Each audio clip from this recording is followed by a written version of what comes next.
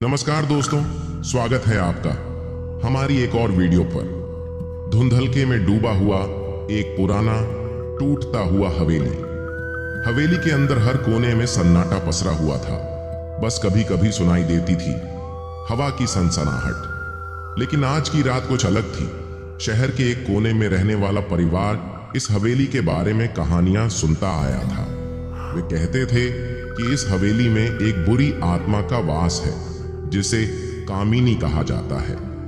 रात के अंधेरे में अमित और उसकी पत्नी प्रिया ने दोस्तों के साथ हवेली में कदम रखा।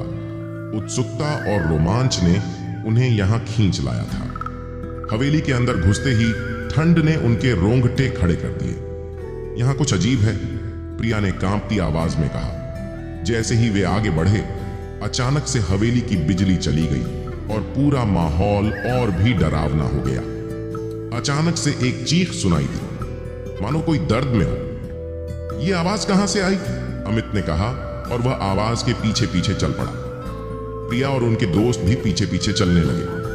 वे एक कमरे में पहुंचे जहां खून से लथपथ दीवारें और फर्श थे, और वहां कमरे के बीचों बीच एक खौफनाक चेहरा था, कामिनी। उसकी आंखें लाल और नीली, उसके चेहरे पर खून और उसकी मुस्कान से खून टपक रहा था।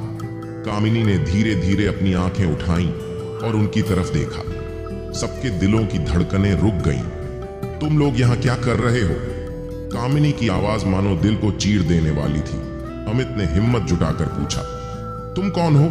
कामिनी ने हंसते हुए जवाब दिया, मैं वह हूं जिसे इस हवेली में कैद किया गया था।